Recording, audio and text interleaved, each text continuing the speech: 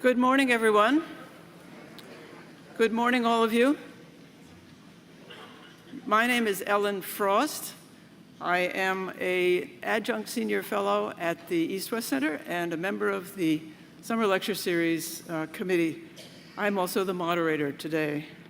I want to extend a heartfelt welcome to those attending in person, those attending virtually, and members of our sister programs at the University of Massachusetts, Boston, and the University of Georgia.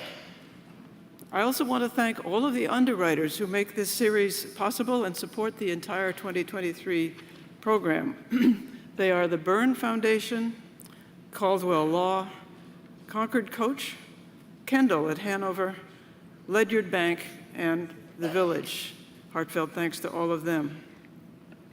Just to remind you of the Q&A procedures, those of you attending in person received an index card when you entered. Please write your question on the card and drop it on the basket on the stage, which is right here. During the break, I will be looking them over, sorting them, and of course, the final hour of the program will be devoted to them. For those attending virtually, please enter your questions in the chat function, and someone will transcribe them and add them to the other written questions. If you'd like to include your name and location, please do. It's optional, but up to you. We'd also like to invite you to a post-program discussion session, which will be held in OSHER Classroom 3A, OSHER Classroom 3A after the conclusion of this morning's events. I've been asked to announce also that 7 fall courses are open to registration today. Full registration will open August 7th. It's also been pointed out to us that there is a mistake on one of the slides. It says that the next program is July 28th, but as far as I know, July 28th is today. So we're talking about August 4th for the next program. That's just a mistake. Finally, please do make sure that your cell phones are either on silent mode or off altogether. Now it's my honor and pleasure to introduce our speakers. The Summer Lecture Series Committee decided it would be valuable to solicit a non-US perspective, especially one from our great neighbor to the north, Canada. All paths led to Professor Jeremy Paltiel, who will speak to you in just a moment. Professor Paltiel is Professor Emeritus of Political Science at Carleton University in Ottawa. He's the author or editor of numerous multidisciplinary publications on China's rise, US-China competition, human rights and the Chinese tradition, and Sino-Canadian relations. Both in the flyer and on the website, you can read more about his tremendous achievements. So with that, I will leave the podium to him, Professor Paltiel.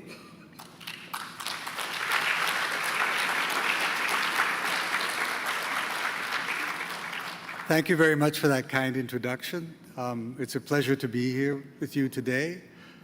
I've been dealing with China now for 53 years. I first started studying Chinese in my undergraduate year, about 1970, after about the same year that Canada and China established diplomatic relations, in October 1970. And I was in the second group of exchange students that Canada sent to China in 1974. That was when Mao was still alive. Officially, it's still part of the Cultural Revolution. And that, in some sense, sets the stage for some of what I'm going to be speaking about today, because essentially what I'm going to be talking about today is, what does Xi Jinping want? And the reason why my going to China in 1974, in some ways counts to that, because Xi Jinping and I are roughly the same age. He's a little bit less than a year younger. And we were both students in Beijing in precisely the same time. in 1974-75. He went to Tsinghua University. I went to the Beijing Language Institute and then to Peking University. Actually, the Language Institute and Peking University, Tsinghua University is located exactly equidistant between the two, between one and the other. My girlfriend was at Peking University at that time, and I used to pass by Tsinghua University all the time. Later, I became a visiting professor at Tsinghua University. So, I mean, I sometimes imagine that sometime in 1975 or 1976, I might have crossed paths with Xi Jinping. And certainly, his generation of students was the same as generation of my co-students. So in some sense, I think I know my way around his head. If I may flip the slide forward. How do I, is this working?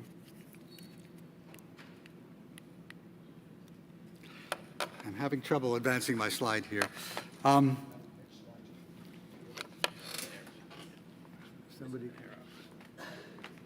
is it this one I push? Just push to advance the slide, but it's not advancing.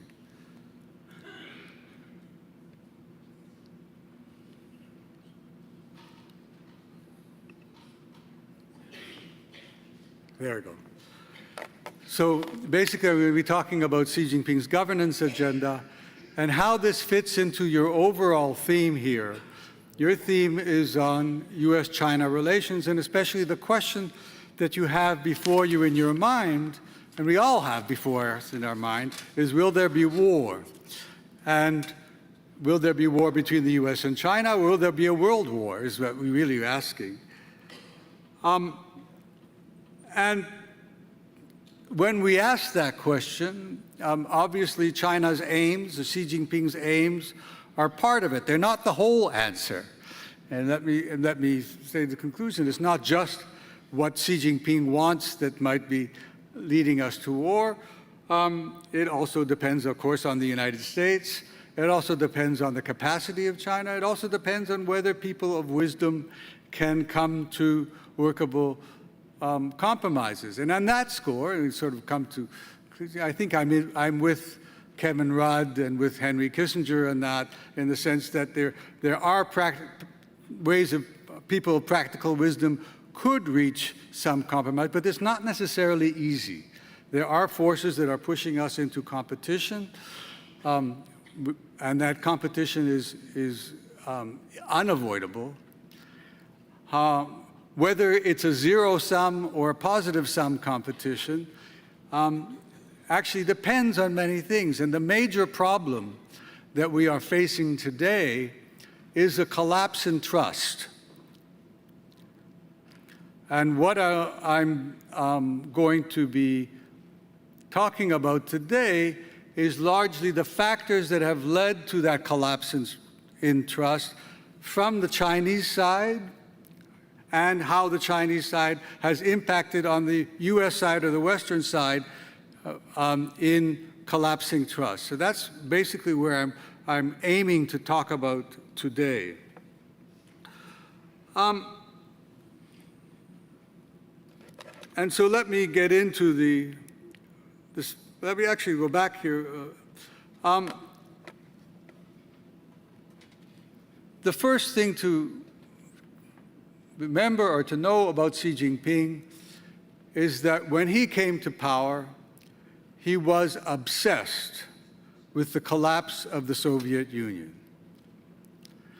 Even before he came to power, when he was president of the Central Party School, he commissioned a report on the reasons for the collapse of the Soviet Union.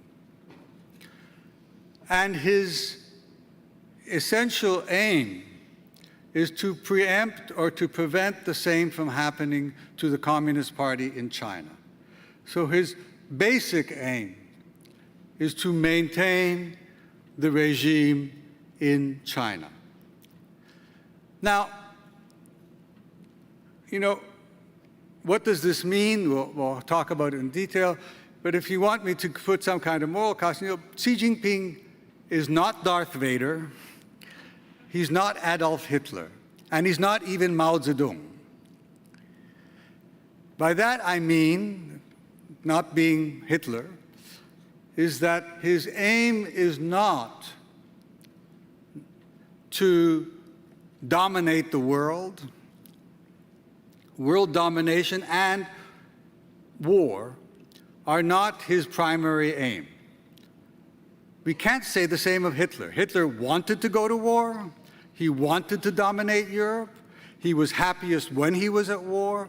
This is not what we're talking about in terms of Xi Jinping. That does not mean, and let me emphasize that he is benign or that he is not prepared to go to war.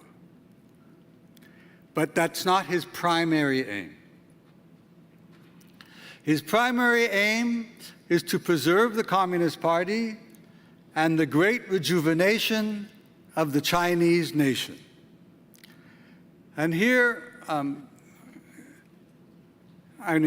I'm going to be talking about his campaign against corruption and how that impact has been, why it comes from, his centralization under the Communist Party, his obsession with national security, his so-called China solution, the idea of what China offers the world. And here's where I'm going to talk about the things that are the flashpoints, really, the impact on Hong Kong, on Taiwan, on South China Seas, and global politics. Because the question of whether this is a zero-sum game or a positive-sum game in competition between China and the United States isn't simply a matter of whether globally China and the United States can coexist, but rather whether in particular areas their interests can coincide in the solution area. And in those situations, there are some particular situations where their interests overlap and are not compromisable. And Taiwan is one of those. I'll deal with that further down. Oops, sorry.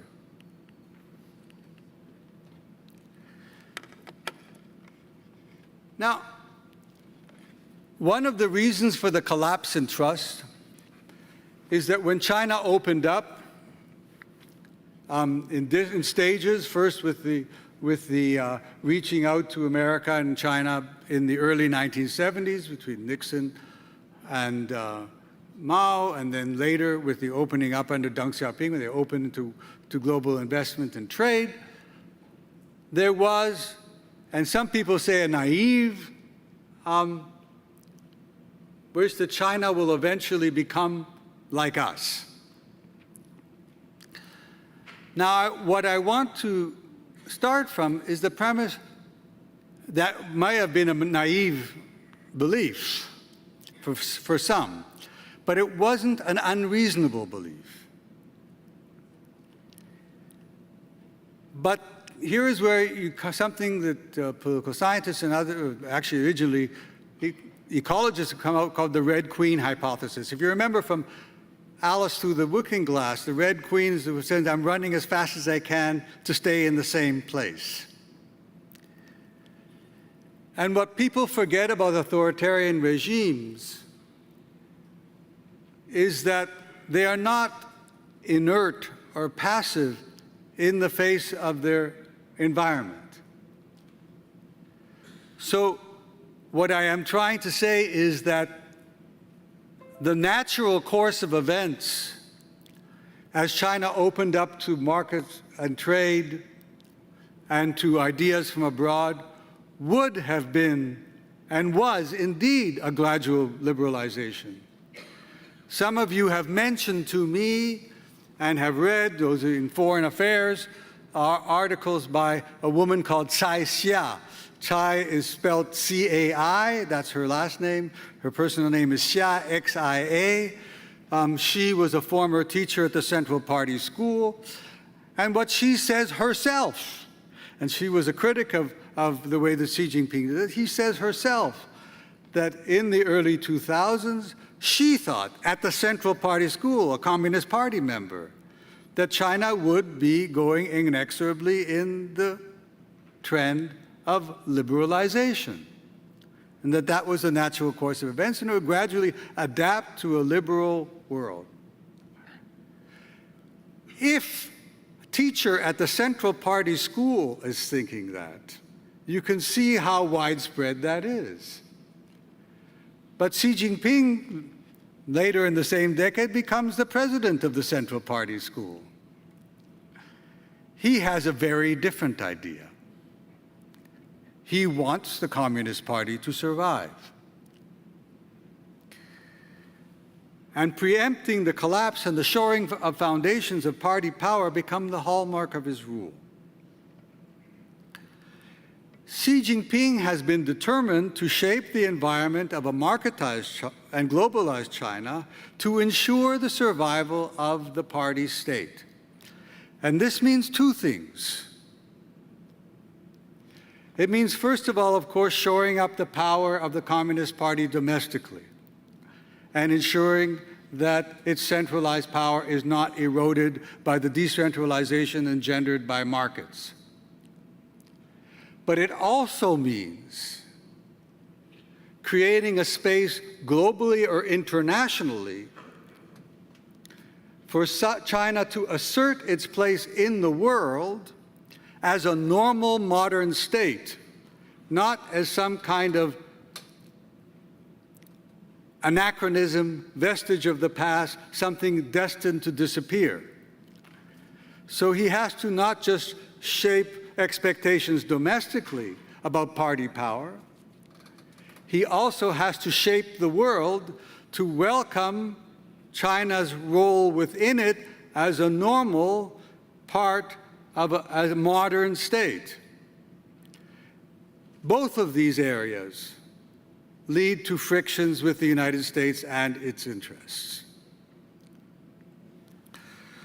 Let me move on to, anti-corruption. Actually, no, let me skip and go over first to the great rejuvenation of the Chinese nation. Xi Jinping is determined to shore up the role of the Communist Party. He wants to show that the Communist Party is going to fulfill the destiny of all Chinese. Chinese have their own destiny. You know, the idea of China is inseparable from the idea of being a great power. The idea of being Chinese, for Chinese, they cannot conceive of China as anything less than a great power. Because for millennia, we're talking thousands of years, 2,000 years to be exact, China dominated East Asia. Dominated not necessarily by a force of arms, because there was no equal power or equal civilization in the region. So it's normal. The idea of China is to be a great state. And the 100 years of humiliations that the Chinese talk about, the years between the Opium Wars in 1840 and the establishment of the People's Republic of China in 1949, are seen as the 100 years of humiliation, an abnormal state of affairs. When China is not a great power, it's abnormal. For China to be a great power is a return to normal. Now, that doesn't necessarily mean, to say that China has to dominate the world, but it has to be at least the equal. And on achieving power in 2012, Xi Jinping set what he called the two centenaries. That in the first centenary was the centenary of the Chinese Communist Party, which took place in July 2021. The Communist Party was established in July 1921. That is when he said he would abolish extreme poverty in China by that date. And for the second centenary is the centenary of the establishment of the People's Republic of China, which would be, again, in 2049. He wants China to be a fully modernized state, second to none in the world. Okay? I would like to insist on the nuance. Second to none doesn't mean necessarily dominating the world. It means not being inferior to any other power. So it means being at least the equal of the United States, not necessarily dominating the United States.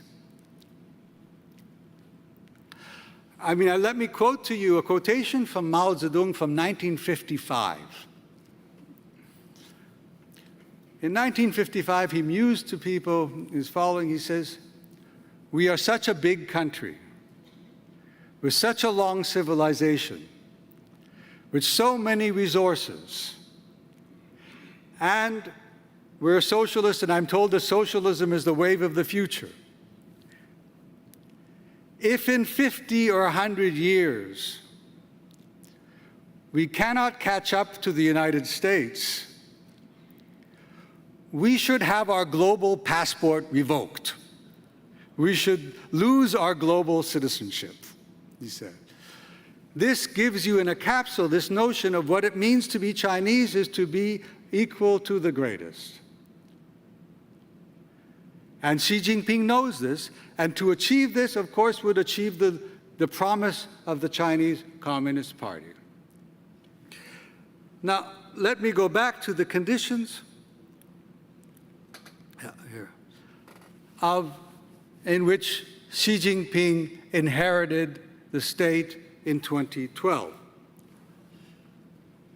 2012 was a very, very strange year in China. There were three major scandals which broke out 2011, 2012. The leader prior to Xi Jinping was a man called Hu Jintao. Hu Jintao was a product of the system. He was a product of the system especially set in place by Deng Xiaoping. Deng Xiaoping wanted to avoid the situation which had led to the Cultural Revolution, where one man dominated, and he had set in place term limits, the retirement of all officials, term limits, 2 cycles for every official in every post in China, 2 terms, and a regular succession pattern, so that when, after the Tiananmen riots, Jiang Zemin was brought in to replace Zhao Ziyang, within 3 years, Deng, before he completely retired from public life, had ensured that Jiang Zemin's successor would be in place, and that was Hu Jintao. So Hu Jintao was kind of selected for the job. He hadn't competed for the job. He never campaigned for the job.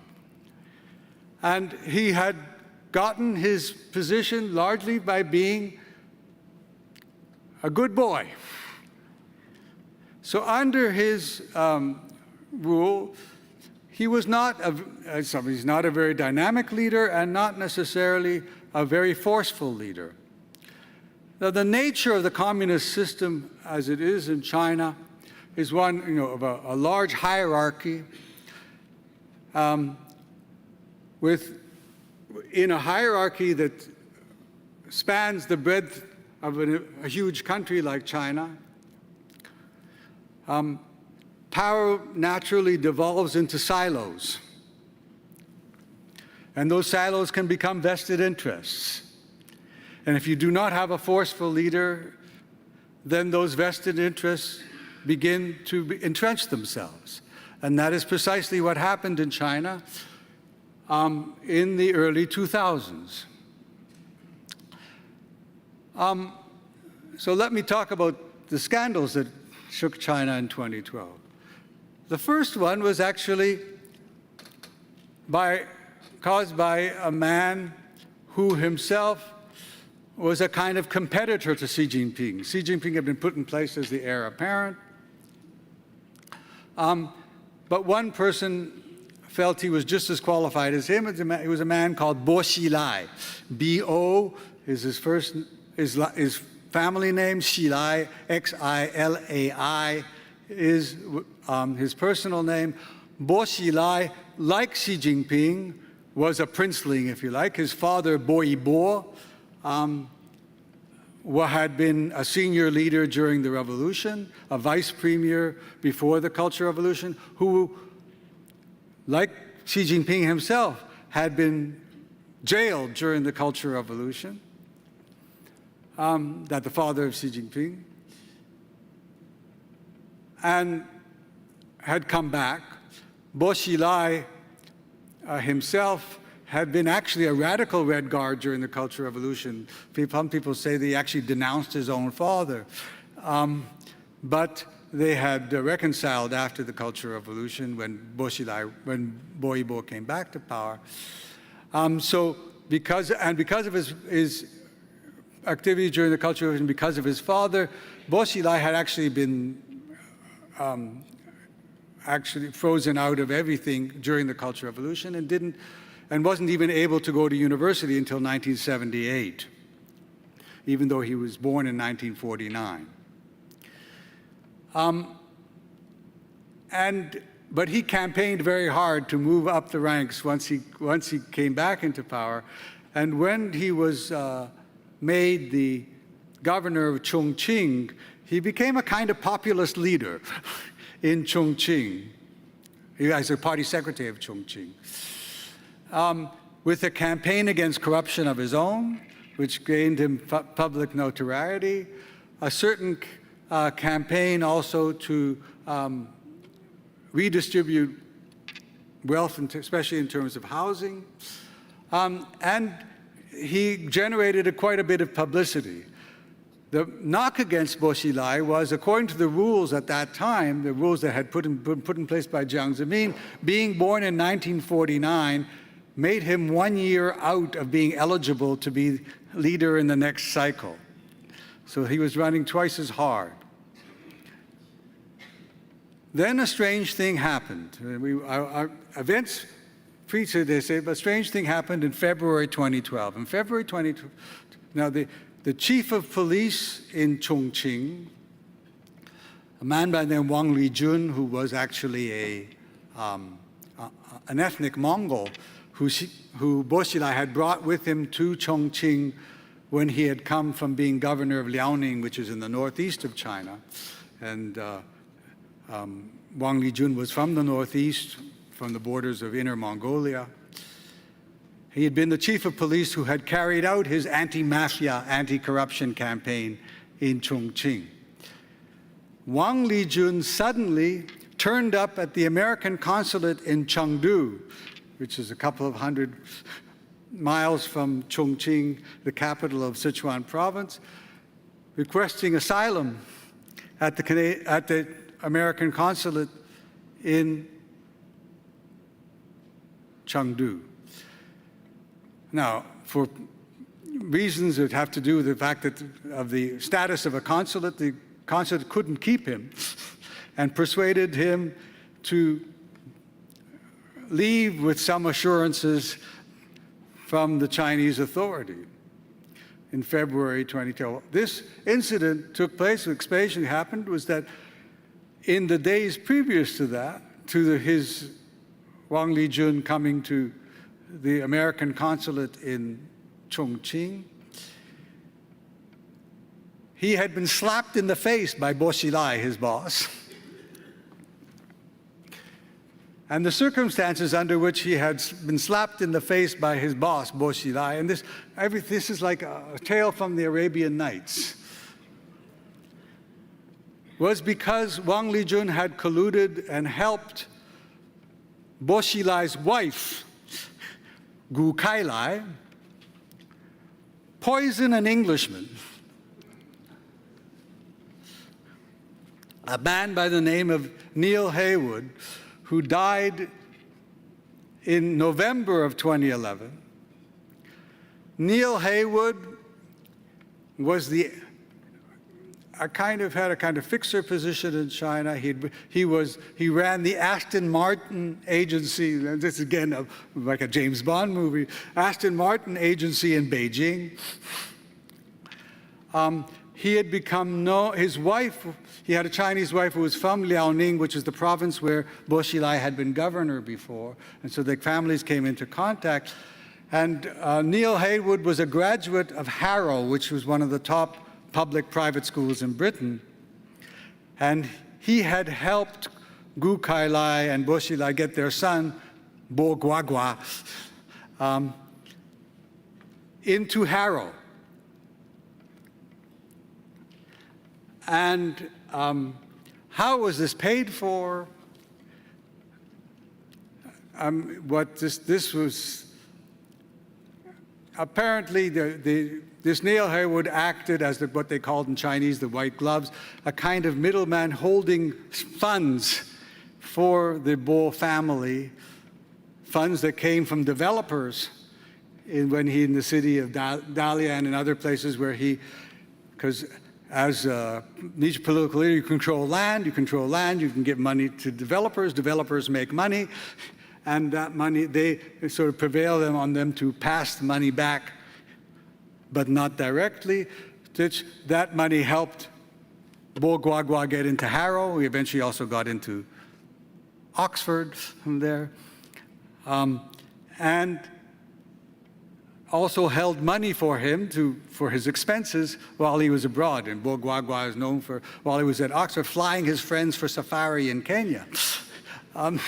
This was not done on Bo Xilai's salary in Chongqing. Why was Neil Haywood poisoned? Apparently, the way some of this money was parked is that a villa had been purchased in southern France with some of these funds that were provided by the developer, which was supposedly rented out and would provide income for the support of Bo Guagua. And Neil Haywood balked at this arrangement and balked at the amount of money that he was being offered. Now,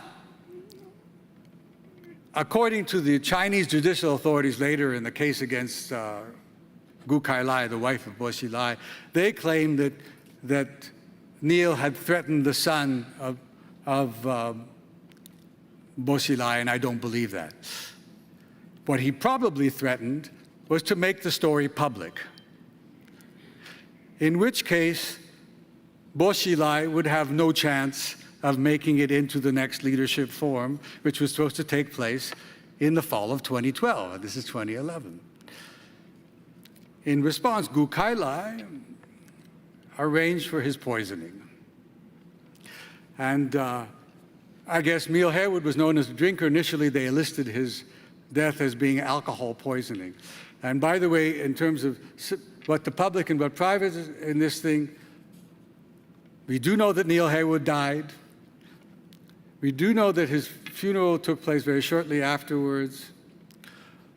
We do know that at the time that the British Foreign Ministry made no inquiries about his suspicious death, but they did make inquiries after Wang Lijun went to the American consulate in February 2012. So after Wang Lijun shows up at the American consulate in Chengdu, this did become public. And of course, it becomes a scandal and becomes published in China. So this is a sign of things deteriorating in China. That's one scandal. There's another Arabian Nights scandal that takes place the same year, a couple of months later.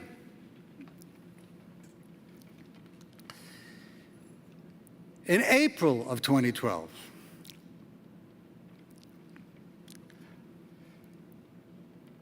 a red Ferrari crashes at 2 a.m. into the abutments of an overpass on the second ring road in Beijing. The driver is killed, and there are 2 naked women in the car. There are half-naked women in the car.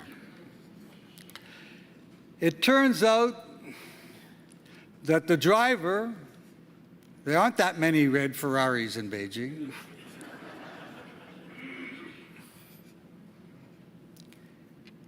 The driver was the son of the chief of staff of Hu Jintao, the head of the general office, Ling Jihua.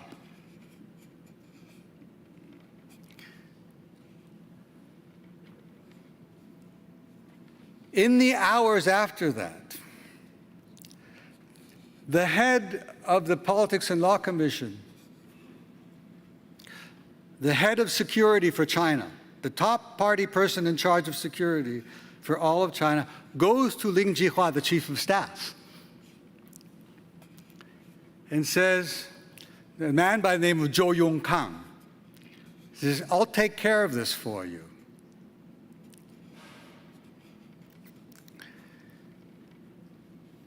What's the quid pro quo here? Ling Jihua is the head of the general office, the chief of staff of Hu Jintao. Communist parties, the Chinese Communist Party, is a giant HR system. It's a 90 million person HR system which holds the personnel files for every important post in the country. Essentially, that's what the job of the Communist Party is, to have a set of file names, a Rolodex of all the important jobs in the country, and a Rolodex of all those who are eligible to serve in those posts. As the chief of staff to the general secretary, who's in charge of filing out the files and the files of the names that will go in the next leadership thing? The chief of staff has that set of names. So Zhou Yongkang goes to Ling Jihua, says, I'll take care of this for you if you make sure my people are on the next leadership. In return from Zhou Yongkang came from, again, one of these vested interests, which was the petroleum industry. He had been previously involved in this. China has two of the largest oil and gas producers and manufacturers in the world, CNPC and Sinopec. Zhou Yongkang knows the oil industry. He goes to the, I can't remember if it's Sinopec or CNPC, one of the oil companies, and says, you pay off the parents of the two girls in the car. By the way, one of them, or at least both of them, was actually an ethnic Tibetan who Ling Jihua's son had picked up somewhere. Anyhow, they said something like $20,000 was given to the families in order to, as hush money from oil funds. This comes out. All of this comes out in public. These are the circumstances in which Xi Jinping takes power. Now, what that meant, of course, not only that corruption had become scandalous and overwhelming, but it also meant that the chief of staff, that Hu Jintao's power had been neutered because his chief of staff had been caught in a corruption scandal. So that when Xi Jinping takes power, the previous leader can no longer exercise any influence over the next generation. So he can't exercise patronage anymore because he has been neutered by the corruption of his own personal secretary, which gives Xi Jinping much more power. And Xi Jinping is immediately determined to deal with the corruption scandal. And he begins, the interesting thing about the two things that happen right in the fall of 2012, as soon as he assumes power as general secretary of the party, the one thing he does is to go to this exhibit of the great rejuvenation of the Chinese nation and announces 2 centenaries. He brings this whole Politburo with him to the museum, to the great rejuvenation. And the other thing he does is to set up an anti-corruption campaign under the leadership of his good friend and a senior party leader, a man by the name Wang Qishan. Wang Qishan had been the fixer during the SARS crisis in the early 2000s. He was made mayor of Beijing to take charge of that. He also had played a key role in Sino-American relations in the financial area in the early 2000s. A very capable person, but he also happened to be a personal buddy of Xi Jinping. They knew each other when Xi Jinping had been sent down to the countryside as a teenager to work his way in the rural China because his father was in bad order. And Xi Jinping himself says that he wasn't capable of carrying 100 pounds on a carrying pole. He would never reach his position today because he had been sent down to work as a peasant in a very, very poor part of China, northwest China. And Wang Qishan during that period had also been working as a peasant in that part of China as a sent-down youth from the cities, and had actually shared a brick bed with Xi Jinping at one point. So they had known each other for decades. And he put him in charge of the anti-corruption campaign. And this time the anti-corruption campaign became much more fierce. And then not only did it hit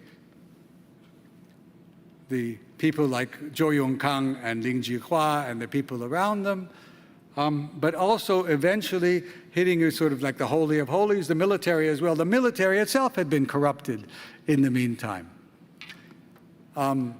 Officer positions were for sale. For $500,000 you could buy a major position. And the head of the party inside the military was a man by the name of Su Chai-ho. Su Chai-ho was the head of the General Political Department, which is the party organ in charge of in the military, the head of the Commissar Bureau, and he was part of the personnel, and he was in charge of selling positions, among other things, and promotions. And so the anti-corruption campaign eventually gets to the military as well. It becomes a very wide-ranging thing. Now, the anti-corruption campaign, as I've already illustrated to you, corruption was rampant in China. There's no question about that. And it was endemic in the system, and I won't belabor that now. I might get into that a little bit later.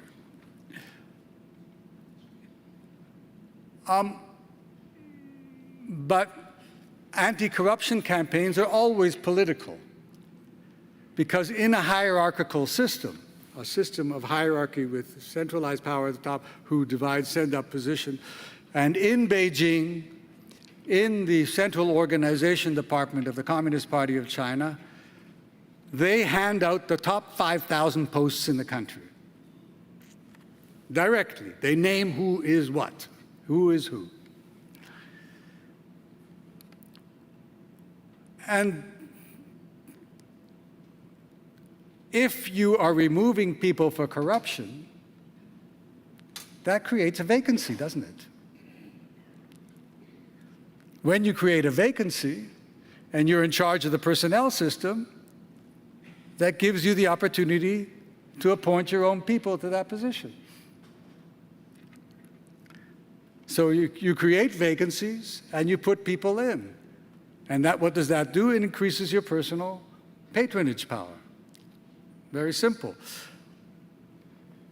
So obviously there is an advantage to running an anti-corruption campaign. Of course, there's disadvantages as well because you piss off a lot of people. Because a lot of people's interests are being gored. And that may also be a clue to what's happened in China. Because if you're attacking vested interests, if a lot of people's interests are being hurt, you're going to make a lot of enemies. So it may be that Xi Jinping didn't set out to be a dictator as such, but as he progressed in his anti-corruption campaign, he felt that he needed to be able to watch his back much more. So the two may have been a kind of snowballing effect, where in order to protect himself from the effects of his own campaign, he may have decided to centralize more power. Be that as it may, the job is done, and he eventually becomes much more dictatorial, eventually leading to the situation where he begins to succeed himself, right? Overturns Deng Xiaoping's, in 2018, he overturns Deng Deng Xiaoping's term limits and abolishes term limits. He is not president for life, by the way. People like to say that Xi Jinping is president for life. No, there's simply no, he has abolished the term limits for the presidency. He still must be re-elected every 5 years. Now, of course, that election, he gets to choose the people who elect him. There's no question about that. In fact, they've even said so. That's to say, the documents about, I think already about the 19th Party Congress, Xi Jinping was selected first at the 18th Party Congress. Just recently, last November, we had the 20th Party Congress, the previous Congress, 2017, 19th Party Congress, where they were talking about the documents that talked about that Congress, said that Xi Jinping personally had reviewed the files of all 300 members of the Central Committee of the Communist Party. Now, the Central Committee of the Communist Party is the top policy-setting or making body of the Communist Party, which has about 200 full members and 100 alternate members. And they contain the who's who of the top in China. That's to say, it includes every important cabinet minister, it includes every important provincial governor, party secretary, and all the important state-owned corporations all have representation on the Central Committee. But who reviewed each of their files? Xi Jinping did personally. He read their files and I said, this one, not that one. Then there was some election, but okay, so there it's complete. That's the kind of power that he wields.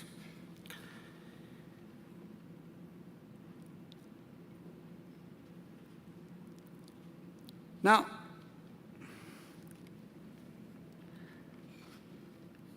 the part of the great rejuvenation of the Chinese nation means overcoming the century of humiliation. Overcoming the century of humiliation means getting back what China lost during its period of humiliation.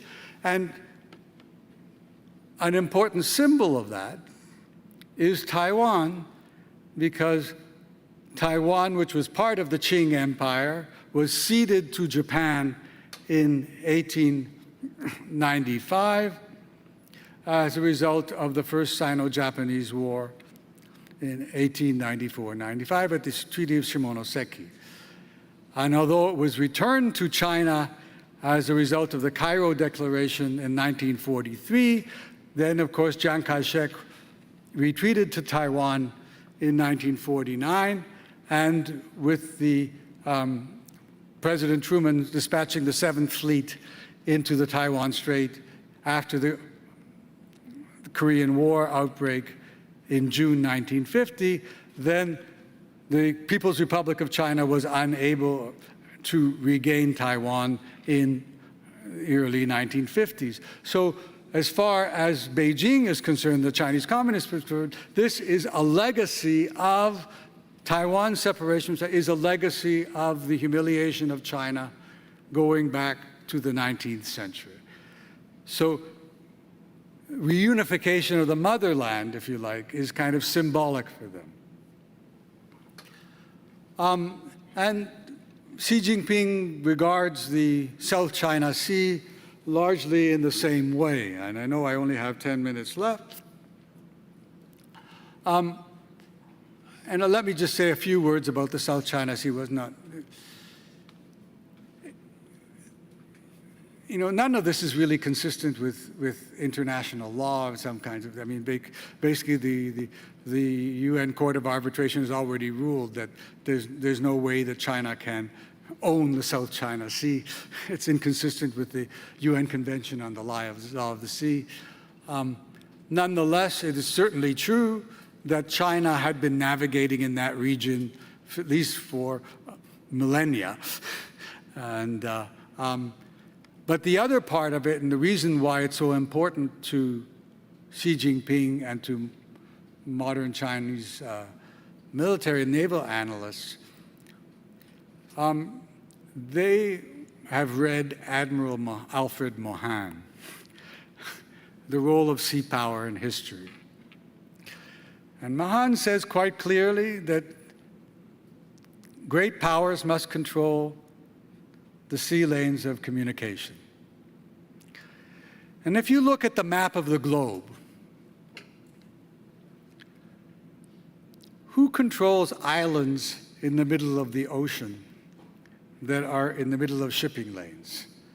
It is the great powers of the 19th century who acquired them as colonial possessions as part of their imperial projects. And some of them have been leased back to the United States, like Diego Garcia is being used by the United States in the middle of the Indian Ocean, but it was a British possession that they acquired. But since China was not a great power in the middle of the 19th century, and not a naval power before in history, it doesn't have any of those islands. So it's a great power which doesn't control sea lanes of communication. So as far as the Chinese are concerned, the only place that they can actually make a claim to that's as part of the expanded sea lanes is the South China Sea. It's ours, we'll keep it, thank you. Because otherwise we can't be a great power. They read Admiral Mohan. And in fact, they talk about, probably the Admiral talked about the first island chain and the second island chain. If you look at a map of the Western Pacific, you see there's a line of islands starting from Kamchatka in the Russian Peninsula, going through the Japanese islands, down to the Taiwan and the Philippines. That's one chain of islands that blocks it. Then there's a second chain of islands from the Marianas down through Guam, which is two lines of islands which China much crossed in order to get into the Pacific Ocean. And so they feel they're shut out of the oceans. And so this is why they place strategic emphasis on the South China Sea. And like all great powers, they sometimes ignore international law, including the United States sometimes does, true, in order to protect its interests. But let me wrap this up by saying what Xi Jinping is aiming for is making sure that the ideology of the Communist Party doesn't become obsolete, centralizing power to prevent this gradual deterioration and fragmentation of power into the lower ranks and the corruption of the party through the contradiction between a market society and a hierarchical, centrally controlled system. To do this, he has done two most important things. One is to centralize power in the party and to run an anti-corruption campaign.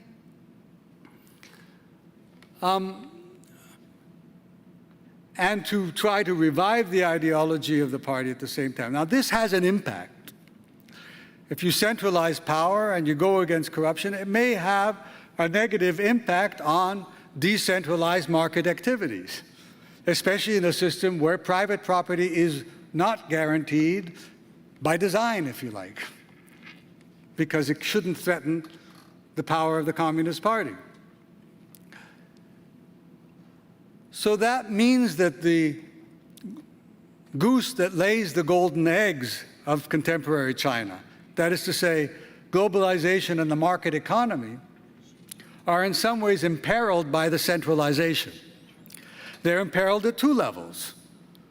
One is that private businessmen may not feel as confident to invest and to reap the rewards of their investment because their property is not secure, because their property is not secure, they always seek connections within the official bureaucracy, which leads to corruption, and that corruption puts their property, again, in danger from the anti-corruption authorities, so they may be disinclined to invest under the current circumstances.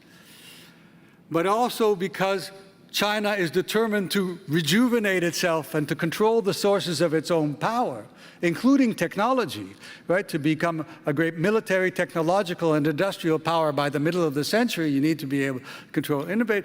That puts it into conflict with the United States and other Western powers in terms of control of technologies. And the friction that this has caused in terms of the operation of the WTO and national treatment on both sides, in the sense that the World Trade Organization mandates that investor companies in each other countries have to treat, host governments have to treat each company as though they were a domestic company. But in China, of course, they want to have access to the technology of those companies. So they have done many things which have angered American corporations and the American government. And on the other side, the United States government is not treating Chinese companies as domestic companies, banning Huawei, encouraging other countries to ban Huawei technologies, etc. So that part of the framework of globalization is under threat by both sides. And since China has been the greatest beneficiary of globalization of any country, that goose that lays the golden egg is under threat by Xi Jinping's policy and by the American reaction. Let me now turn to why Taiwan is such a flashpoint and why Taiwan is a symbol of a kind of zero-sum game here. In principle, as I said before, China and the United States can coexist. As Xi Jinping himself said, there's room in the Pacific Ocean for two countries. But from the United States' point of view, Taiwan is a democratic state. It is a democratic state. It is a very thriving democracy with human rights. And the fact that China wants to take it back without necessarily asking for the consent of the Taiwanese, and the fact that Taiwan exists as a thriving democracy is because it was, in some sense, a client of the United States since 1949. It puts the United States in an awkward position. The United States does not claim sovereignty over Taiwan, but if the United States were to acquiesce to China taking back Taiwan by force, that would certainly be a signal to the rest of the world that the United States does not protect democracy. And since the United States has security guarantees to Taiwan under the Taiwan Relations Act, it would make American commitments worldwide not null and void, at least put a big question mark around it. So the United States has, in that sense, no choice but to honor the wishes of the people of Taiwan. But from Xi Jinping's point of view, if he does not accomplish the great rejuvenation of the Chinese nation, he has betrayed the destiny which the Chinese Communist Party has arrogated itself to return China to its greatness. He feels he has no choice either. And there isn't an easy compromise over this. Obviously, in the best of worlds, the Chinese would simply encourage the Taiwanese, and they do in their own way, encourage the Taiwanese to come home, come home, we love you. But because they view separatism itself as a crime, they criminalize those people who don't want to come home. And that means it makes it an impossible situation. The South China Seas is not quite the same matter. But then there's the third area. As I said, Xi Jinping he wants China to be recognized as a normative. He says China is a model of a developmental state. He touts the success of China in having lifted more people out of poverty than any other country in the history of the world in the shortest period. Absolutely true. And therefore, it should be a model to the world. And therefore, that means to Xi Jinping that our governance is as good as your governance or anybody else's governance. We have lifted all these people over poverty. We have made people rich and prosperous in one lifetime. And so we should be a model to the world. And our system of governance, therefore, should be given credit and be credited by other people. And he wants to make space for it throughout the world and to have that, in some sense, recognized by international institutions. And Xi Jinping said, basically, in order to do this, and I will finish very shortly, his system of governance is one of hierarchy under state control. That's the positive, and he himself says he believes the superiority of socialism is concentrating power to do great things.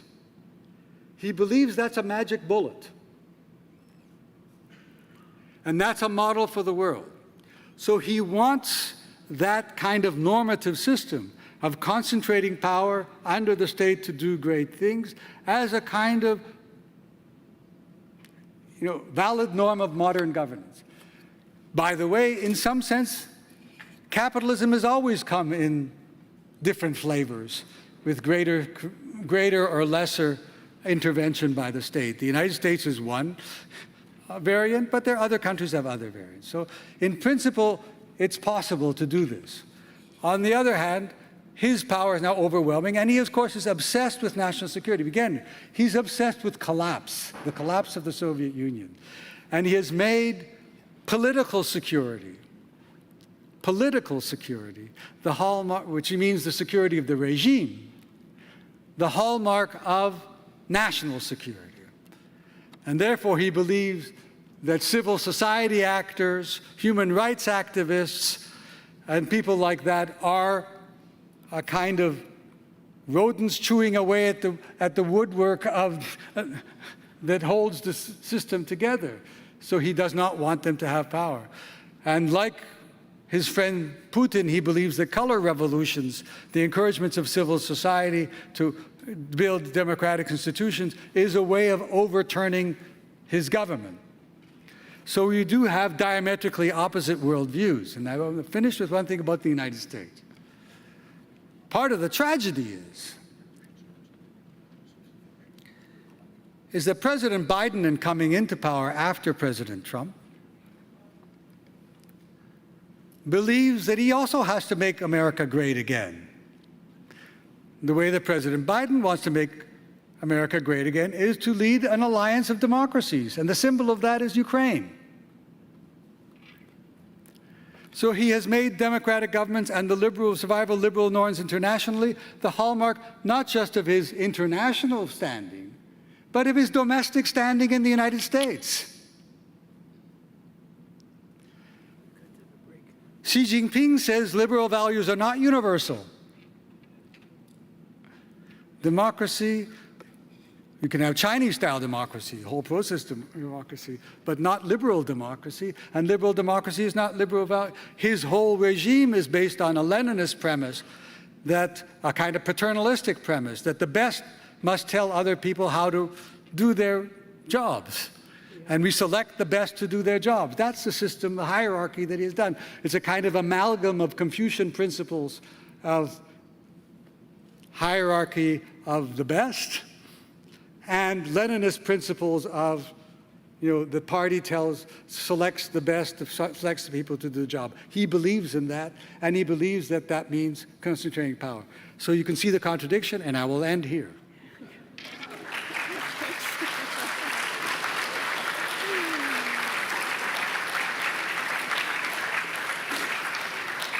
I really do hate to interrupt this fascinating lecture, but I would like to announce that we'll now have a half-an-hour coffee break, coffee and cookies, and we will reconvene for the question and answer period. Thank you.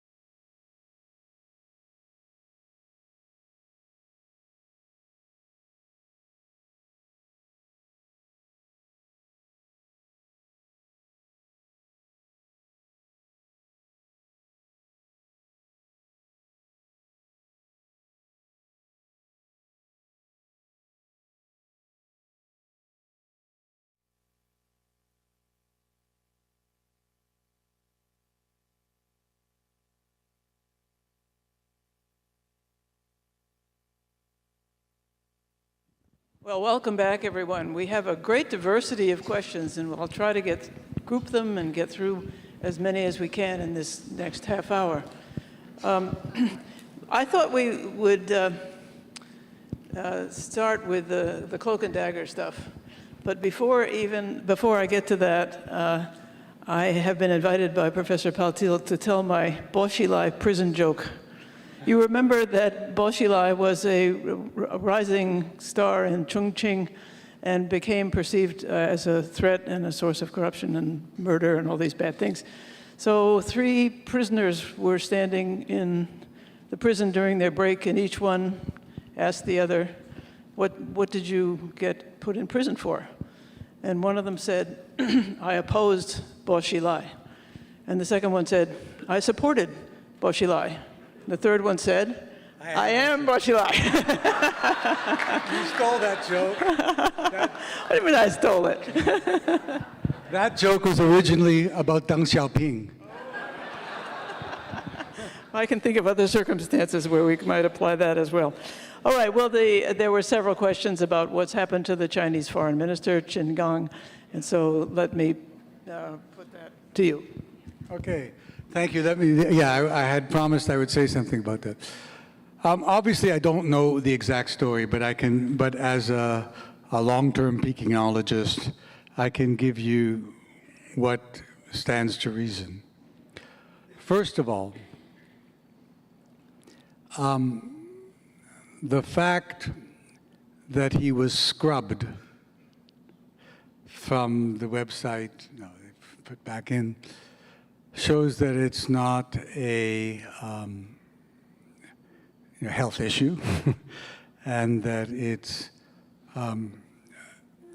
also not likely to be a personal indiscretion, like a lifestyle issue.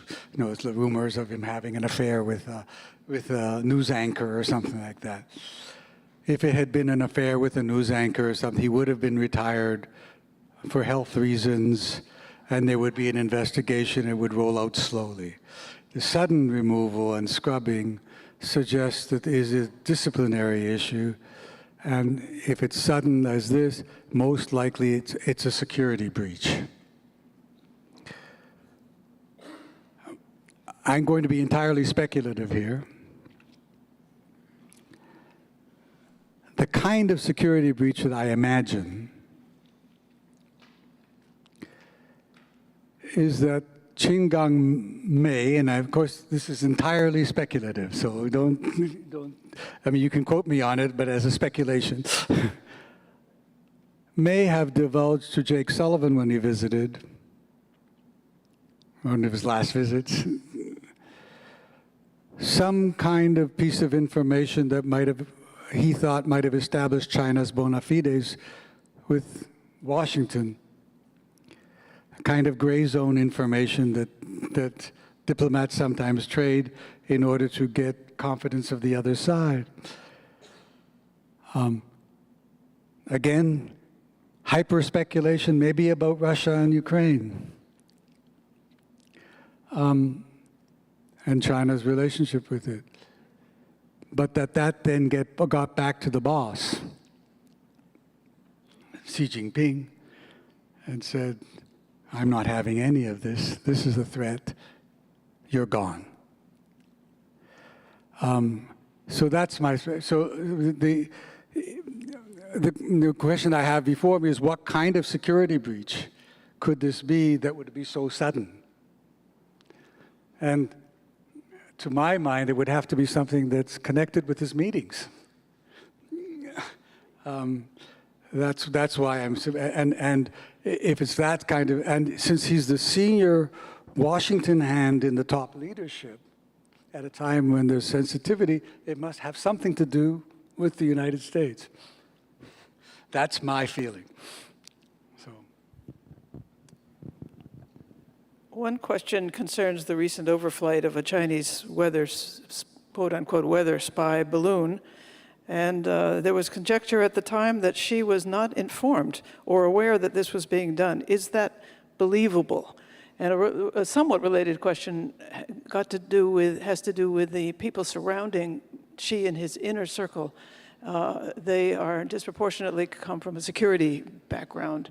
So the question is really about who advises Xi, what does he know, and particularly what happened in the case of the spy balloon. The Chinese foreign ministry is a weak ministry in the Chinese system. Some people said it's become weaker now. It's not a strong ministry because it doesn't control resources. It doesn't control budgets. Those are the strong ministries. The foreign minister himself, right, is not always even a member of the Politburo. Even the senior foreign affairs person, Wang Yi, who's now taken over as foreign minister, he's a member of the broader Politburo. He's not on the standing committee. Okay, so the 7 people who meet every week and make the top decisions of China doesn't have a foreign affairs expert on it.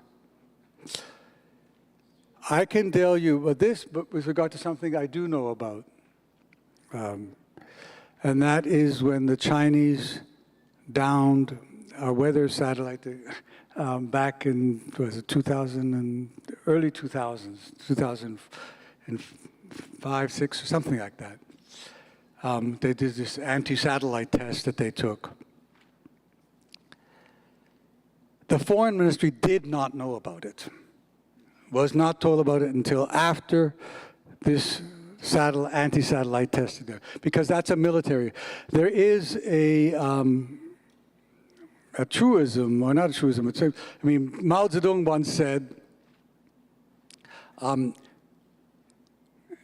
Politburo talks politics, the Central Military Commission talks military. Now, Xi Jinping is the only member of the Politburo who's on the Central Military Commission, of the Standing Committee of the Politburo. So that security things are not necessarily, which having to do with military, are not necessarily even known by the foreign ministry, not even known until after the effect, and they're told.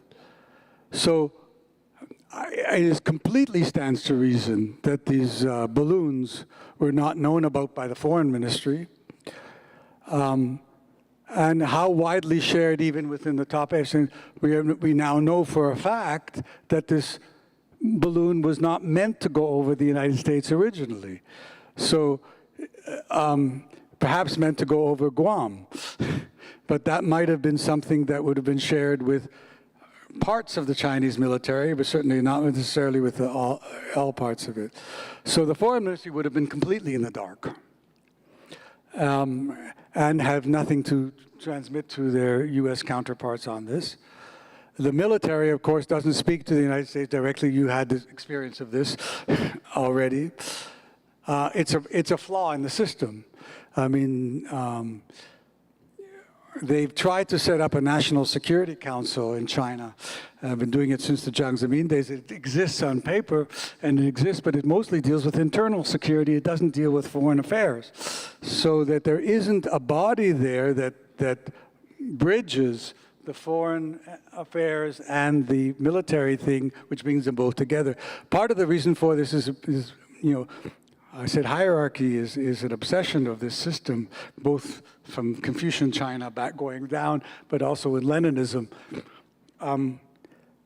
A military general is of the same rank as a cabinet minister. So any general, any flag general in China is the equivalent of the foreign minister in protocol rank. That means that the senior military leadership, vice chair of the Central Military Commission, way outranks the foreign minister, and even outranks Wang Yi, who's a senior policy. So they don't necessarily talk to each other.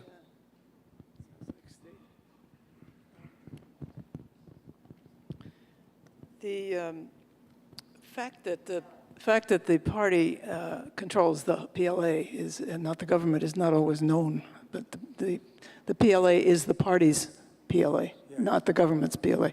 just a minor comment. Several questions about corruption, very interesting questions. One is, has Xi Jinping removed or replaced corruption? Please discuss opacity or non-transparency as a form of corruption. Is China less corrupt, and how would we know it? And is it not true that corruption simply takes a different form under Xi's consolidation of power in the CCP?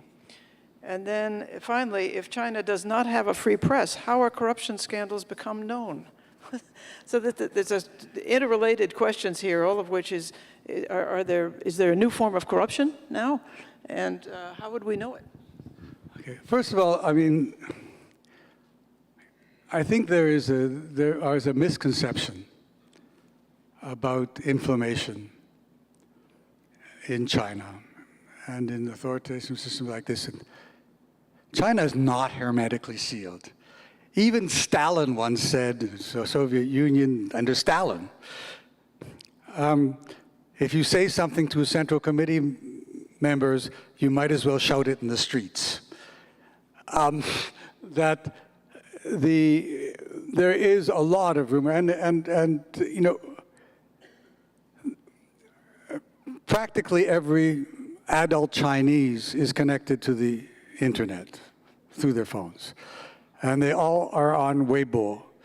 In fact, they can't survive without it in some ways, because you can't pay for most things people pay for with their phones these days in China. They don't use cash, and people chat with each other. Things get scrubbed quickly. There's all kinds of things. Things are shut down. Some keywords are done, but they talk all the time. There's all kinds of stuff. And as I was pointing out to people last night at dinner, people get over the Great Firewall and they connect to the internet. Not everybody does, but hundreds and thousands and perhaps millions do. Millions do. So it's not that information is not broadly known. It's not known by everybody, and it's not validated. That's the other thing. As you know, today probably, even in our own system, the question of the validation of information has become the big issue. It's not what information is real and what information is not real is our problem. It's not whether information is circulating. In China, Chinese information does circulate, but the fact that there's a government cut means that people are not necessarily sure what's true and what's not. So, as a lack of transparency is a feature of the system, right? Because it's a hierarchical system. Let me just take on the role of teacher again. I said the Chinese Communist Party is a massive Rolodex, and it's a hierarchy. The function of the Communist Party is to monopolize politics. That's what it does. It means that nobody outside the Communist Party is allowed to participate in politics, except as a subject. And so they control information because they want to control politics. And they try to control it, but they can't control it hermetically for all kinds of reasons. Corruption. Again, let me go on to say something that I said last night. You have a system here which is a market system, Chinese markets, global markets, a domestic market. That means that people accumulate wealth. They trade wealth, but because the Communist Party wants to retain a monopoly on politics, that means they cannot allow people outside the party to use their wealth to acquire power, which means that wealth is insecure. So the people who have wealth then look for support inside the system in order to make sure that they can keep their wealth. At the same time, that gives opportunities for those who are in the system to trade on that, to acquire wealth, right? Or what they call in China, exchanges of money for power. Now, Xi Jinping wants to control corruption, but he wants to control corruption because he wants the vector of power to start in the party and go outside rather than go from outside the party into the party. The reason why the Communist Party wants to control corruption is not just because he wants to remove people to put people in their place, but because it's a hierarchy, a command system. Think of it as a military military model. You want unity of command, and you want obedience to the orders. If the people lower down the ranks are subject to the highest bidder, then you no longer have unity of command, do you? So they want to be able to make sure that people lower in the rank of the Communist Party listen to the center instead of whoever's offering them the highest bribe. So they have to control corruption, or else the Communist Party will cease to exist and cease to play its function as a command center. But at the same time, they recognize that there is an issue here, and there is an issue. Because wealth is also a status marker. It would be awkward, to say the least, if the people who have the power have power but no status, and that the people who have no power have status and not the people who have the power. So it's almost a craving, right, for people who have power to acquire status. And to have status, you have to have wealth. You have to display your status somehow, right? That's what wealth does. And so it's very difficult for the party to deny some degree of trading on your position, if you like. I mean, you can try to pay people better, and they are and Chinese military officers are now much, much better paid than they were back in the day. And they have pensions and all the rest of it. But does that compensate for the status difference between the hyper-wealthy Chinese and the people who are high in the hierarchy? Probably not enough. You know, people in the party want their kids to have Louis Vuitton bags too. So that's the issue. Let's turn now to a slightly broader topic, namely public attitudes. After all, legitimacy has to be a pillar of Xi Jinping's survival. And so one question is, will the Chinese people demand democracy? And a related one is, to what extent are Xi and the CCP supported by the people of China? Can you say something about public attitudes? Well, fortunately, we do have some surveys. And the surveys do show that Chinese people have high levels of confidence in their government. Much higher than this country.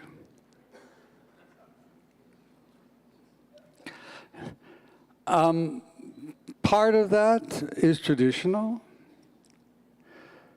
Semi-Confucian, if you like. Part of it also has to do with the government's performance. It does provide. It did lift hundreds of millions of people out of poverty. Things work in China. You can use your phone and get on a high-speed train and be in Beijing in 8 hours from almost any corner of China. So things work. I mean, that's the biggest difference from when I was, I don't know how many people have experience abroad. In some ways, you can divide the world into two sets of countries. Countries where things work and countries where things don't work. and when I was first in China in the 1970s, it was definitely one of those countries where things don't work. And now it's a country where things work. And it works for most people, most of the time. It's not the case. In the case of Mao's day, perhaps you could get into trouble for no fault of your own. Today, it's less possible. If you're going to get into trouble, usually you know you're looking for trouble. So I do agree. I mean, the Chinese people are also not inert. They do complain. They actually complain a lot.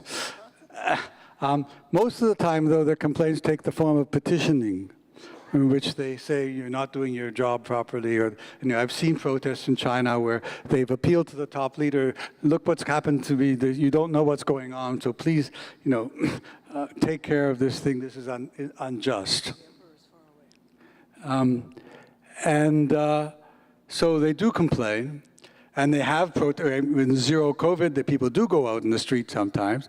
What the Chinese government does, and Xi Jinping regime does, it's to broaden out the security apparatus and how it works. China has the military, of course. It has a police force, a civilian police force. And it has the People's Armed Police. The People's Armed Police is attached to the military, but it's a police force. And it has up to the level of divisions, and it can be mobilized for riots in any part of the country. And it's made up largely of conscripts. So, except for the officers. What the government does is they try to make sure that they prevent crowds from gathering, from getting out of control, and especially they try to sterilize places where demonstrations might break out to prevent them from joining up with others across the country.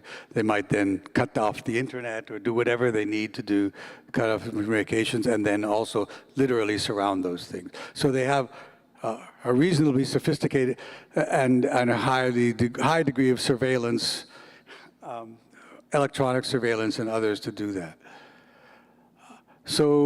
But Chinese people are not inert. They do complain. They would probably protest. It's not clear to me whether if you had an election in China tomorrow, whether people. Well, first of all, we would have to find an opposition to vote in, and it doesn't exist. Whether they would vote for somebody else, I'm not sure. It's not clear. I know that, but I do know that if Chinese people feel that their rights have been violated, they will speak up in some form or another. So, or to put it this way, they know when the government's working for them, and they know when the government isn't working for them. But for the most part, most people feel that the government is working for them because they are all better off than they were before. There is nobody worse off than they were 30 years ago. There is no one in China other than the people who are in jail.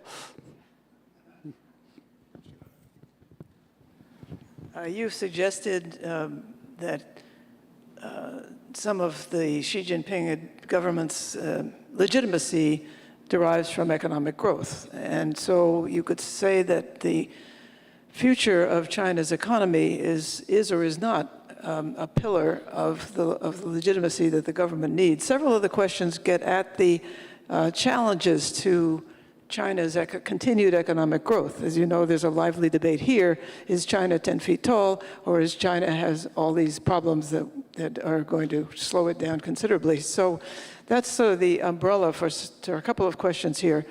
One is, how does Xi Jinping deal with China's demographic challenges?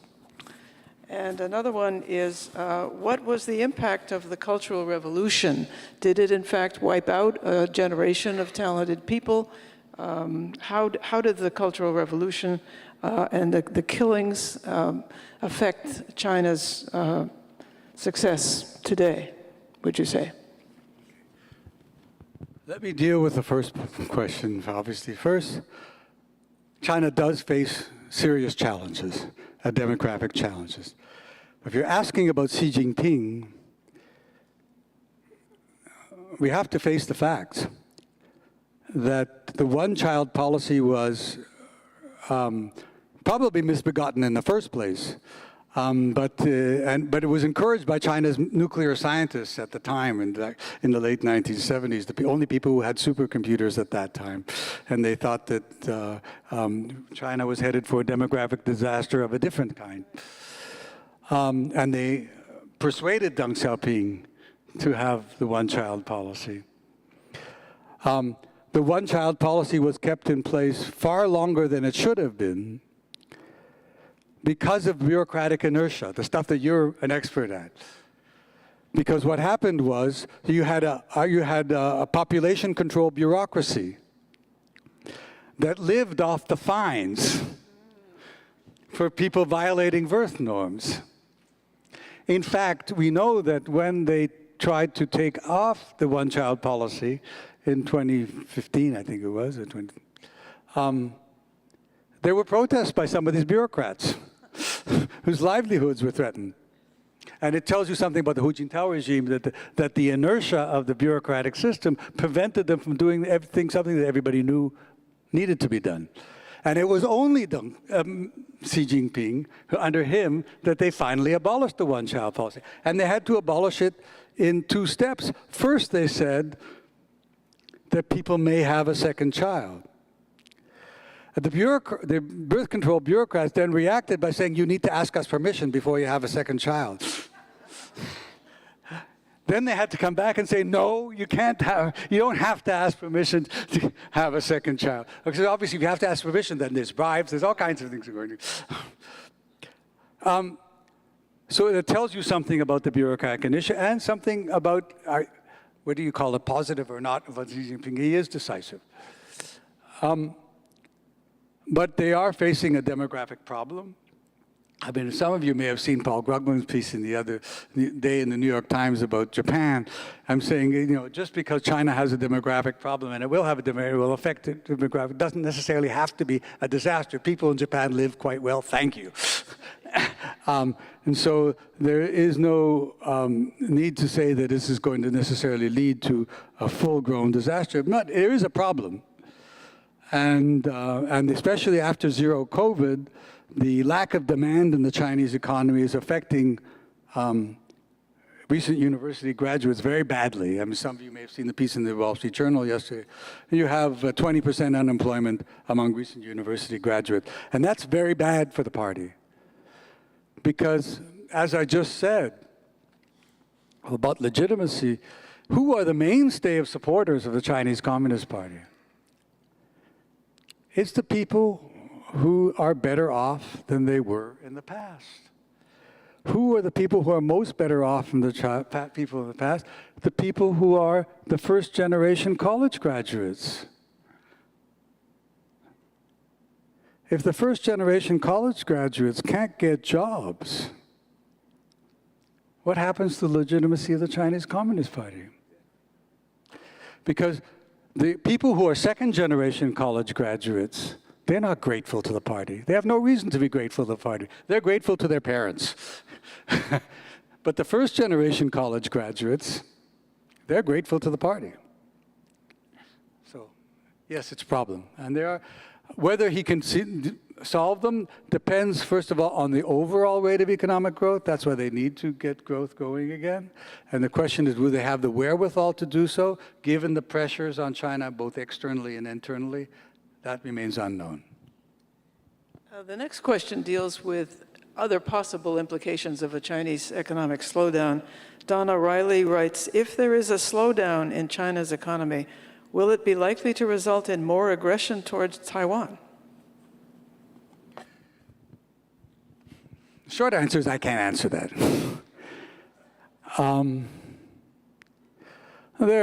Among political scientists, international relations experts, there are those who say, some of you have seen another piece in the New York Times that summarized some of these arguments. Some people say that when countries get more aggressive when they think the time is not on their side, some people say they get more aggressive when they think time is on their side. I don't know the answer. I think that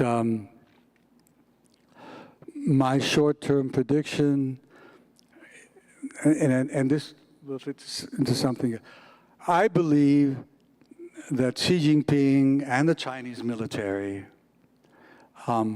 believe, and this is part of the reason why you had this answer about their insouciance about military-to-military communication and lack of transparency there.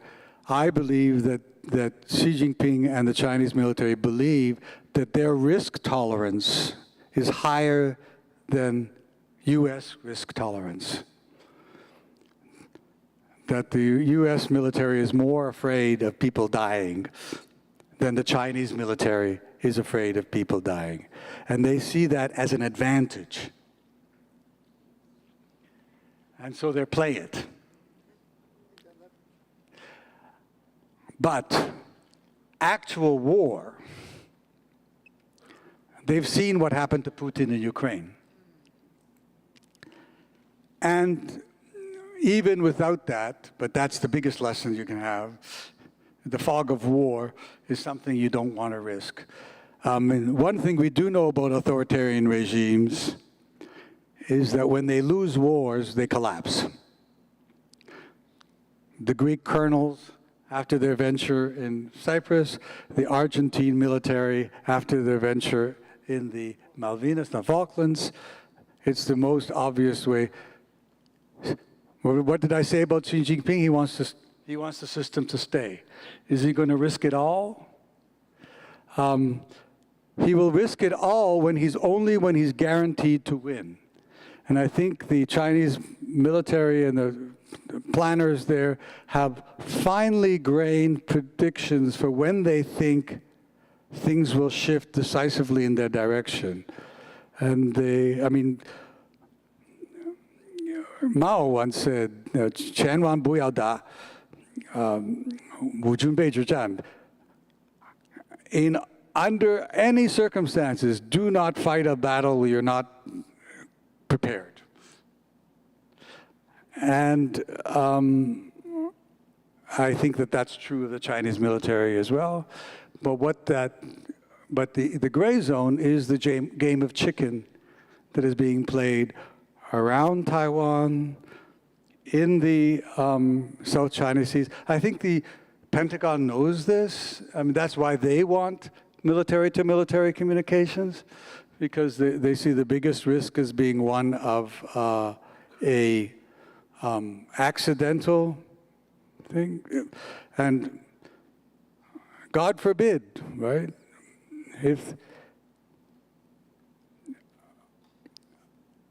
If a Chinese military were to take out a US aircraft carrier, a world war is certain. Right? There is no way, if 5,000 sailors died, that the United States would not be at war. So that's the danger.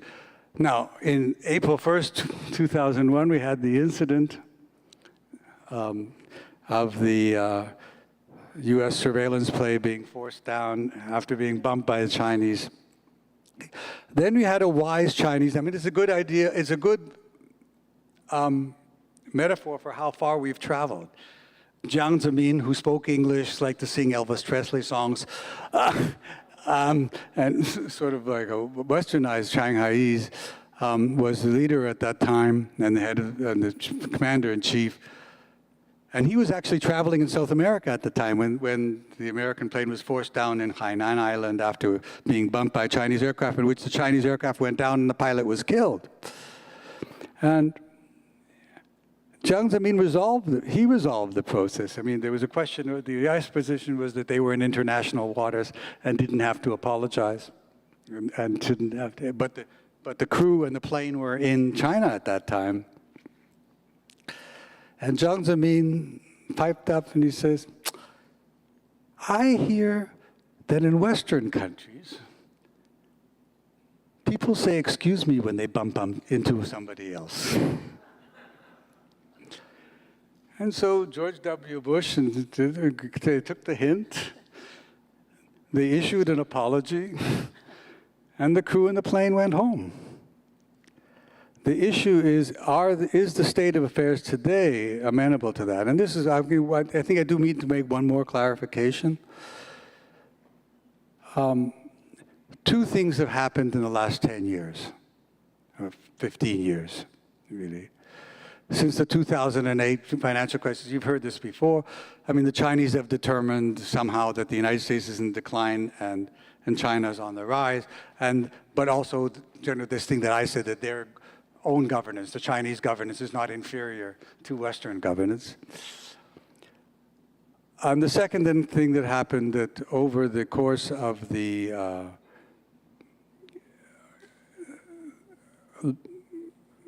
partly the pivot of to the Pacific, Indo-Pacific under the Obama administration, but that was not so strong. But certainly after the trade and technology sanctions by the Trump administration,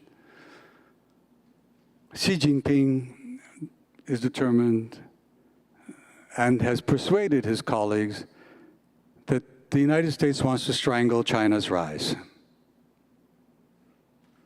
That the United States is determined to prevent China from rising. And that's where their lack of trust comes from. And so therefore, the circumstances in which a Jiang Zemin can say, I hear Western people say, excuse me, when they bump into each other.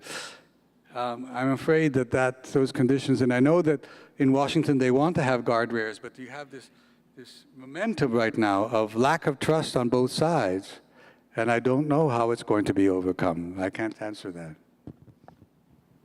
There's a standalone question here. Why is the action against the Uyghurs so important to Xi's goals? There are two answers there. I mean,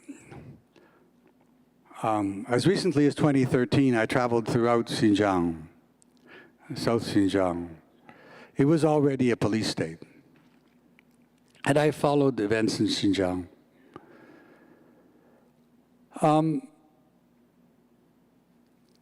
The situation is somewhat complicated. There was already, by the early 2010s, a low-level insurgency in Xinjiang. It's next to Afghanistan.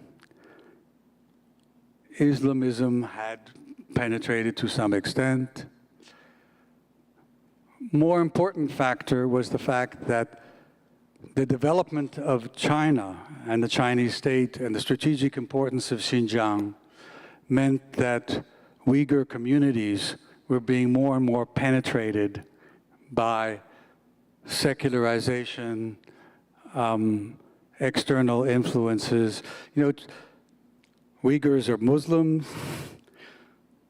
They don't drink alcohol. They don't eat pork. Chinese are bringing people in to develop roads and railways. People who drink alcohol and eat pork were living next to them. They had a system of Xi Jinping's development program is to renew villages. They have people moving out of their traditional family courtyard, family-centered kinship homes into more organized urban-type spaces. This is disruptive and intrusive to people's public life, and may have also offended their religious sensibilities. So, and add to that, as the security situation deteriorated, and there were demonstrations and riots and insurgency, the confidence between the balance of demographic balance in Xinjiang is like 40% Uyghur, 40% Han, and 20% others. You have a polarization of the influx Han population and the local Uyghur population, and with the development of the economy, especially in the state-owned and centrally owned corporations, of course, there's discrimination in favor of the Han. Sometimes, I mean, job ads in Xinjiang would sometimes say you need to be a Han. You need to be a Han, and even if people are going to college already, and there's discrimination there, and there's language discrimination, all kinds of things like that. So things were getting exacerbated. Xi Jinping dealt with it in the Xi Jinping way. We'll crack down, surveillance, militarization, police state. complete denial of human rights. And, you know, I recently had a Zoom interview from China. Oh, it was a couple of months ago. They asked me about Xinjiang. And I said, human rights violations going on there. And they say to me, where are you getting your information from? I said, I'm getting my information from official Chinese sources.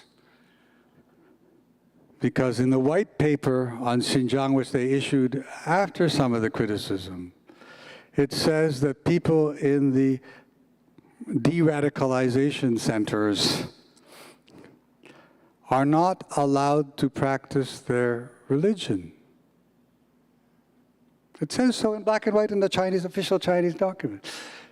And if you could read the regulations of the people in Xinjiang are not allowed to study Arabic without authorization. They're not allowed to leave their village to go someplace to study Arabic without authorization.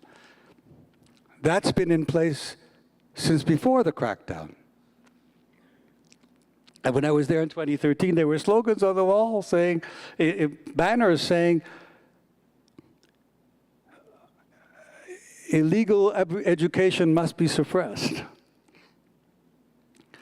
So there's no doubt that there's ethno-religious discrimination going on, and massive human rights violations are taking place. And I said to my Chinese colleagues, I couldn't live under that system.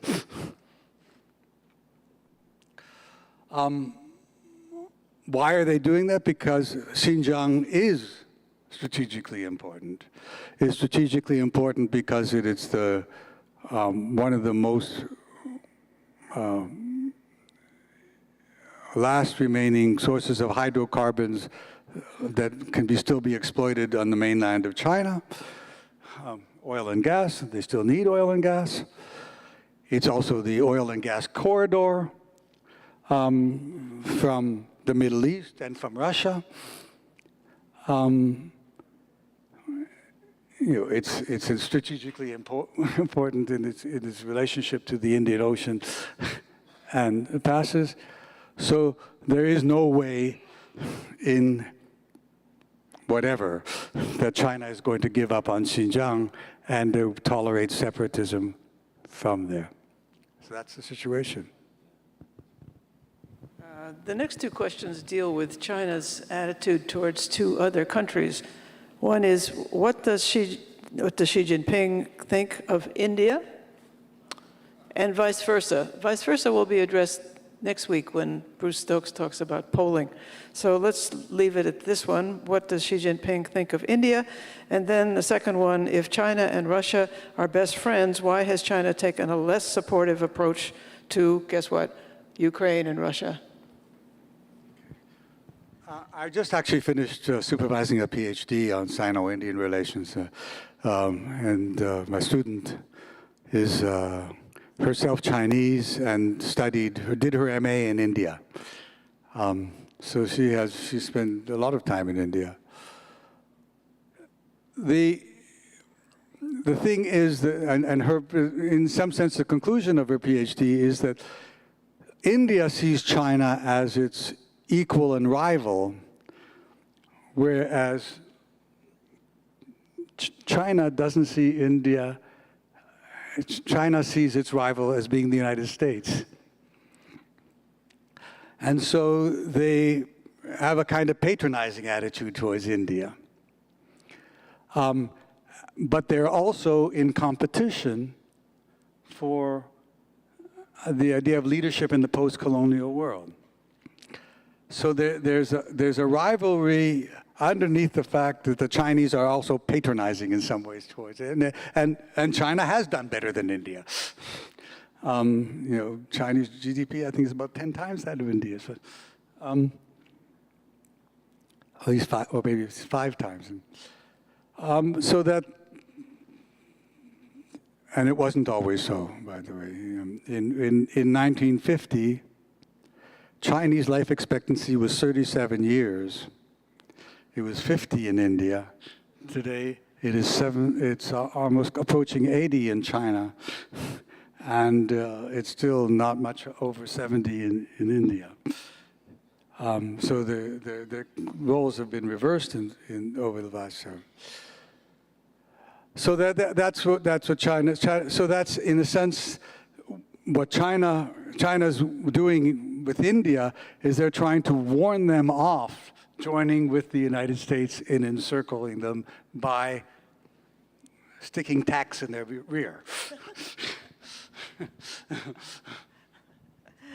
I want to spend the last 9 or so minutes coming back to the United States here and where we go from here.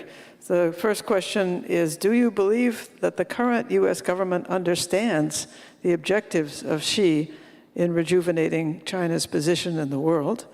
Well, let's start with that one. Your impressions of the U.S. Here's the awkwardness, okay? Many people in this country believe that the future of the United States demands full spectrum primacy, and that without that, the world is in danger. Well, that clashes head on with Xi Jinping's ambition. And I mean, I guess the tragedy of the situation is that neither country has a history of sharing the world with an equal. And they don't have a protocol for it. There is no protocol for it. And each side believes that without their primacy, they are in danger. And so, although in Washington, I think the Biden administration is sincere, and it's sincere when it says that we are not trying to strangle China's rise, but then they say, except in particular areas. And maybe we can agree on those particular areas. Well, why would the Chinese agree? How can you get them to agree? Okay, we will be your inferiors in high technology forever, because it's good for whom? So this is a problem. And that doesn't necessarily mean that China can rival the United States in technology. I'm not convinced that China has the capacity, given the nature of its system, and the weaknesses of a closed hierarchical system, to innovate as well as the United States. But they certainly want to, and they don't want to be prevented from it. And the dilemma and the awkwardness for the United States is that the United States created the open world trading system, and now it wants to close it off. Partly. But how can you say, I partly want to do, so that we do it for me but not for you? You think the Chinese will agree to that? We have a problem. I don't know how we're going to solve it, but I think people of wisdom can at least talk about it. Well, here comes the elephant in the room. U.S. domestic politics is the major problem in seeking agreement and a way out. And Deb from OSHER at UMass Boston says, this is slightly reworded, how will the U.S. election affect U.S.-China relations? All right, well, I suppose, thank God, Mike Pompeo is no longer Secretary of State. But he was pretty forthright that it's supremacy or nothing, and basically you've got to beat the Chinese down or else you won't survive. Well, that's a recipe, I think, for war. But Mike Pompeo does have his supporters here. And whether Mike Pompeo is saying this to the Chinese or he's saying it to his domestic audience, I'm not entirely sure either way. But certainly there is an audience for that. And of course, we all know that there's only one issue on which there's consensus in Washington, and that is to say we've got to stop the Chinese. That's the only consensus issue in American politics today. Yes, that's a problem. It doesn't mean that there isn't a problem with China. There is a problem with China. I agree that there's a problem with China. How do we deal with that problem with China is the question of, we need people of wisdom who can deal with the practicalities of it. I wanted to supplement something on the Taiwan issue. I thought that Ryan Haas had a good essay. Basically says, he said, not that there's a solution, but he said that as long as we don't prevent the possibility of reunification at some point, that gives us some room for openness.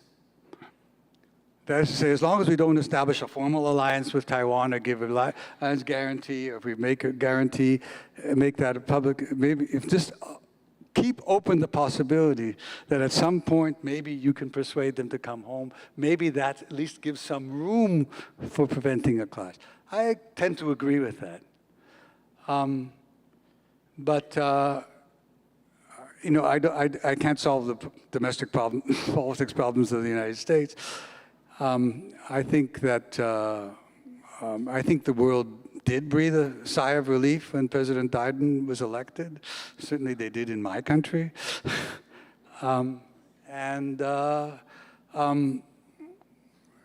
It's not, there are some people in the Republican Party who are more reasonable.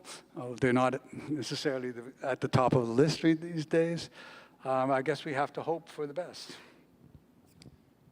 Oh, the last pair of questions has to do with the way ahead. And in answering them, I will also give you an opportunity to say anything else that you would like to add to what we've been talking about. Bruce from the University of Georgia, in view of the conflicting goals, what is the way to move forward without conflict? John McKeechee asks, what is a feasible solution to what appears to be a potential conflict between the US and China? So the way forward, what would you say? The point is that there's going to be competition. And let me talk about what positive sum competition would look like. China wants to be a leader in the world. As I said, capitalism comes in flavors. Some is more state-centric, some is less state-centric. The United States represents the corporate-centered type of capitalism. But many countries have pursued more state-centered capitalism. And many countries have moved from one to the other at different periods in their time.